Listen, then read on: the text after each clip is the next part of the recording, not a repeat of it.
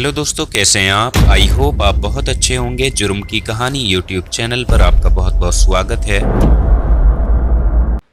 अभी कुछ दिन पहले हुई घटना आज हम आप लोगों के लिए लेकर आए हैं और उसी घटना से जुड़ी कुछ ऐसी कड़ियां आज हम आपको बताएंगे जो शायद उस केस में नजरअंदाज की गई थी या यूं कहें कि किसी ने उस पर गौर नहीं किया। वही घटना जो पिछले कई दिनों से काफी चर्चा में बनी हुई है। ये घटना है दिल्ली की, जब 28 मई 2023 की रात को 8:48 पर दिल्ली में एक 16 साल की लड़की को मार दिया जाता है, जो काफी दिनों से सुर्खियों में बनी हुई है। हम बात कर रहे हैं उसी केस की जो साहिल और साक्षी के नाम से मशहूर हो रहा है। इस केस की शुरुआत होती है दिल्ली के शाहबाद डेरी इलाके में रहने वाले एक लड़के साहिल से। दरअसल साहिल की उम्र अभी 20 साल है और वो एक मिडिल क्लास फैमिली से बिलोंग करता है। अगर हम उसकी शुरुआती जिंदगी की बात करें तो जितना उसके बारे में हमें पता चला, वो लड़का पूरी तरह से आवारा किस्म का लड़का है। उसकी कुछ आदतें बहुत ही ज्यादा गंदी हैं, जैसे नशे करना और लोगों के साथ बदतमीजी से पेश आना। यही सब उसके नेचर में है। यहाँ तक कि अपने शौक और खर्चों को पूरा करने के लिए साहिल जॉब भी करता था, यानी वो खुद फ्रिज और एसी की रिपेयरिंग का काम किया करता था और अपने काम के चलते वो इसी तरह आसपास के इलाकों के घरों में जाकर भी लोगों के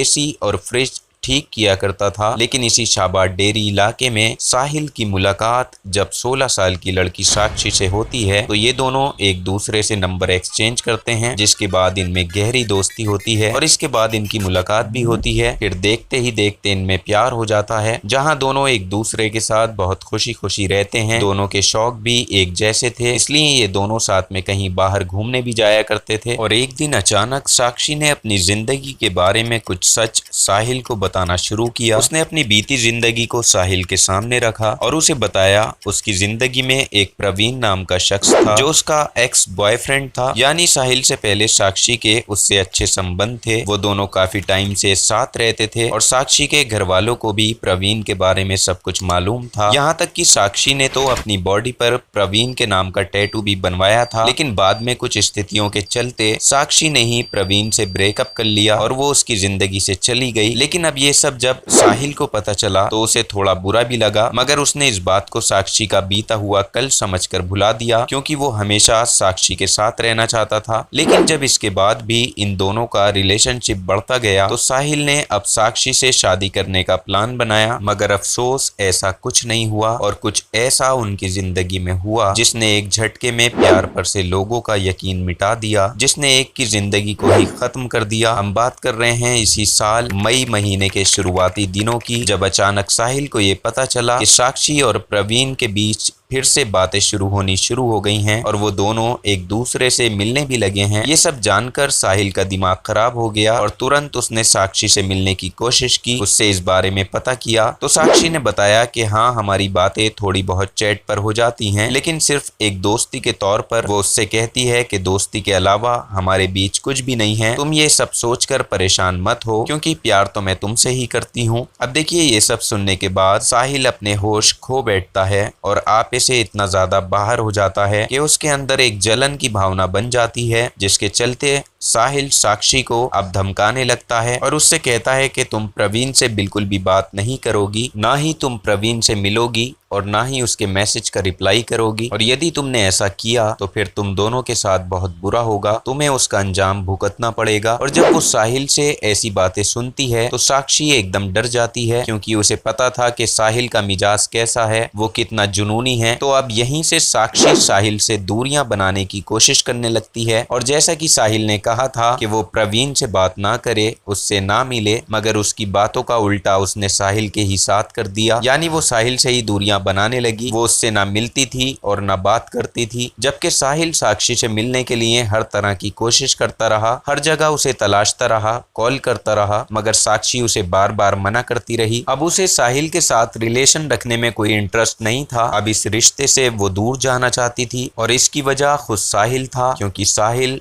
एक आवारा लड़का था। इसके बाद होता यह है, साहिल और ज्यादा गुस्से में आ जाता है और अब वो यहीं से साक्षी के साथ गलत करने की सोचता है। तो वहीं दूसरी तरफ साक्षी को भी ये डर बन गया था कि साहिल को ये बात पसंद नहीं आएगी, तो वो जरूर मेरे साथ कुछ ना कुछ गलत करेगा। और इसी डर के चलते साक्षी ने ये पूरी बात अपने कॉलेज के एक फ्रेंड से बताई, जिसका नाम था आरती। ये आरती से कहती है कि मैं साहिल से अब सारे रिश्ते तोड़कर वापस प्रवीण के पास जाना चाहती हूँ, क्योंकि साहिल मेरे लिए एक सही लड़का नहीं है। मगर साहिल से मुझे अब बहुत डर लग रहा है, क्योंकि ये सब जानने के बाद उसके सर पर खून सवार है और मुझे लगता है कि वो कुछ भी कर सकता है और कुछ गलत जरूर करेगा। यहाँ साक्षी की बातें सुनकर उसकी दोस्त आरती उसे अपने एक करीबी इंसान के पास लेकर जाती है, जिसका नाम था झबरू। और ये झबरू भी उसी इलाके में रहता था, जो सामाजिक कार्यों में जुड़े रहने वाला एक दबंग टाइप का लड़का था। जब साक्षी ने झबरू के पास जाकर उससे मदद मांगी और साहिल के बारे में पूरी कहानी बताई, तो झबरू को भी ये बात बर्दाश्त नहीं हुई कि उसके एरिया में रहने वाली लड़की को एक लड़का इस कदर परेशान कर रहा है। तब झबरू सोचता है क्यों ना आप साहिल से बात की जाए, और वो साक्षी से कहता है कि तुम बेफिक्र रहो, अपने घर पर जाओ, आराम से रहो, तुम्हें कुछ नहीं होगा। और रही बात साहिल की, तो मैं उसे अच्छे से समझा दूंगा। और इसके बाद कहानी कुछ इस तरह बदलती है कि झबरू 27 मई को साहिल से मुलाकात करता है और पहले उसे अच्छे से समझाता है कि साहिल देख, तू साक्षी का पीछा छोड़ दे, नहीं तो अंजाम अच्छा नहीं होगा। अगर आइंदा से तूने साक्षी को परेशान किया तो मुझसे बुरा कोई नहीं होगा। और इस तरह वो साहिल को धमकाने के बाद झबरू वहां से चला जाता है। उसके जाने के बाद साहिल के दिमाग में और भी अजीब तरह तरह की बातें चलने लगती हैं और साहिल का गुस्सा साक्षी के ऊपर और भी ज्यादा बढ़ जाता है। वो सोचता है कि इससे पहले झबरू उसके साथ कुछ गलत करे, मारपीट करे, क्यों ना वो सारे फसाद की जड़ को ही खुद खत्म कर दे, जिसकी वजह से झबरू ने उसे धमकी दी है। और बस यही सोचकर 27 मई को साहिल ये तय कर लेता है कि अब बहुत हो गया, अब साक्षी को मारकर ही उसकी कहानी खत्म करनी पड़ेगी। और इसी दिन साहिल ने साक्षी को खत्म करने के लिए सही वक्त और सही मौके को तलाशना शुरू कर दिया। जबकि साक्षी पिछले कुछ दिनों से अपनी बचपन की दोस्त नीतू के घर पर ही रह रही थी। आपको बता दें कि दरअसल कुछ साल पहले ही नीतू की शादी हो चुकी थी और उसका एक छोटा सा बेटा भी है। लेकिन कुछ दिन पहले ही नीतू के पति को पुलिस ने किसी वजह से गिरफ्तार कर लिया था, जिसके चलते नीतू अपने छोटे बच्चे के साथ घर में अकेली रह रही थी, परेशान थी। और क्योंकि नीतू साक्षी की बचपन की फ्रेंड थी, इसलिए नीतू का घर भी साक्षी के घर से थोड़ी ही दूरी पर है, जहां साक्षी अपनी फ्रेंड को सहारा देने के लिए उस दिन उसके घर पर ही गई हुई थी। और तारीख आती है 28 मई 2023। उस दिन नीतू के बच्चे का बर्थडे था, जिसकी पार्टी शाम को होने वाली थी। इसलिए साक्षी और आरती दोनों मिलकर नीतू के घर से मार्केट के लिए निकलती हैं। और इधर साहिल भी साक्षी के कत्ल की पूरी तैयारी में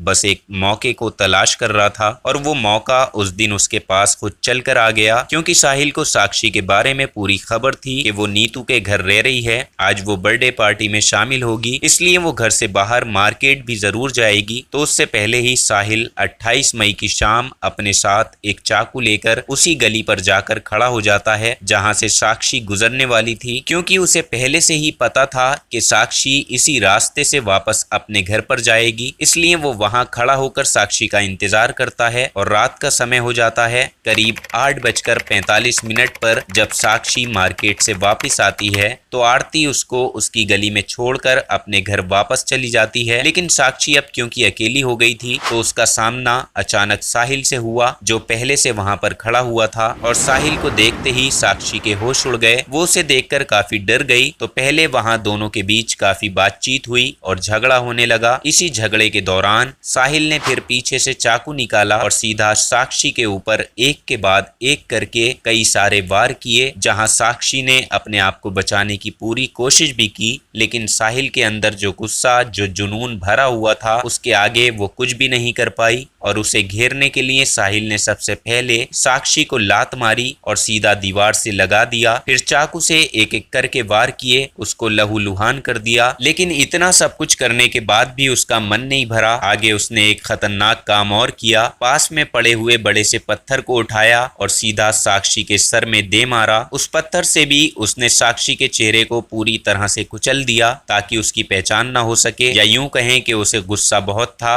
अब देखिए, जब ये घटना वहां हो रही थी तो इस क्राइम सीन के दौरान सबसे हैरान और शर्मसार करने वाली बात ये थी, उसके पास से करीब 17 लोग गुजर रहे थे, लेकिन इन 17 लोगों में से किसी ने भी साहिल को रोकने की कोशिश नहीं की, साक्षी को बचाने की कोशिश नहीं की। जबकि मेडिकल रिपोर्ट से ये पता चला कि साक्षी मरने से पहले लगभग 33 मिनट तक जिंदा थी, वहां तड़प रही थी, लेकिन फिर भी लोगों ने उसे बचाने की कोशिश नहीं की। सब लोग बस इस तरह से घटना को देखते हुए जा रहे थे जैसे वहां कोई मदारी का तमाशा चल रहा हो। और जब साक्षी को उसने बेरहमी से इतने वार किए तो उसे खत्म करने के बाद भी वो वहां से भागा नहीं, बल्कि उन सभी लोगों के सामने सीना तान कर, सीना चौड़ा करके काफी देर तक टहलता रहा और टहलता हुआ वहां से भाग गया। लेकिन उसे पता था कि पुलिस उसे पकड़ लेगी, क्योंकि इन दोनों के झगड़े के बारे में साक्षी की फ्रेंड उस लड़के झबरू को सारा कुछ पता था। इसलिए साहिल वहां से भागकर दिल्ली के रिठाला में पहुंचा, जहां पर वो साक्षी के खून से सने हुए चाकू को सुनसान जगह पर फेंक देता है, जिससे कि पुलिस को उसके खिलाफ कोई सबूत न मिले। इसके बाद वो बस स्टैंड जाता है, वहां से बुलंदशहर की बस पकड़ता है और अपनी बुआ के घर के लिए निकल पड़ता है और अपने फोन को भी स्विच ऑफ करके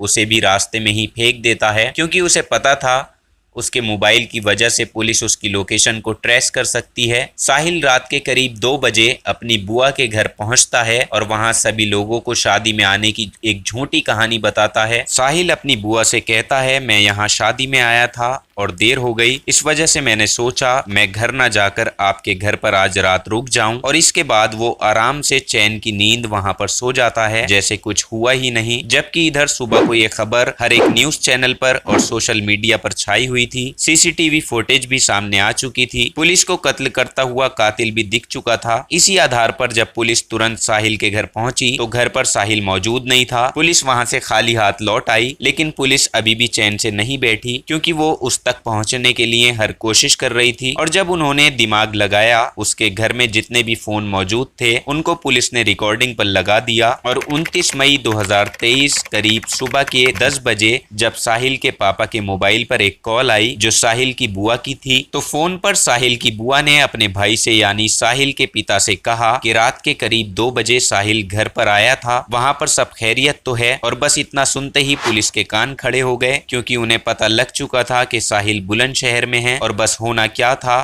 पुलिस तुरंत ही बुलंदशहर के लिए निकल पड़ी और आखिरकार साहिल की बुआ के घर पहुंच गई, जहां साहिल बड़ा बेफिक्र होकर आराम कर रहा था। और जब उसने पुलिस को अपने सामने देखा तो देखते ही उसके चेहरे की रंगत उड़ गई। लेकिन इससे पहले कि वो कुछ सोच पाता, पुलिस तब तक उसे धर दबोचती है और वहां से उसे गिरफ्तार करके सीधा दिल्ली लेकर आया जाता है, जिसके बाद सख्ती से पूछताछ की जाती है। पूछताछ में पहले ही वो पुलिस को वही पूरी कहानी सुना देता है जो सच थी, जिसमें उसने साक्षी के कत्ल की पूरी घटना पुलिस को बताई। उसकी जबान से सच सुनने के बाद फिर पुलिस ने उसको अपनी कस्टडी में ले लिया, जहां उससे और भी सख्ती से पूछताछ की जा रही थी। और साथ ही पुलिस ने वो चाकू भी बरामद कर लिया जिससे साहिल ने साक्षी का कत्ल करके रिठाला में फेंक दिया था। अब ये तो तय हो चुका है कि साहिल को सजा जरूर मिलेगी, लेकिन इसमें कितना वक्त लग जाएगा ये बात अभी सामने नहीं आई है। इसका हमें इंतजार करना होगा, क्योंकि इंडियन सिस्टम के बारे में आपको पता ही है। मगर ये बहुत ही अफसोसजनक बात है कि आज के दौर में हम कैसे समाज में जी रहे हैं, जहां लोगों के सामने ही एक लड़की का कत्ल हो जाता है और लोग सिर्फ खड़े होकर तमाशा देखते रहते हैं। हालांकि ऐसा केस कोई पहला नहीं है जिसमें समाज का ऐसा रूप देखने को मिला है।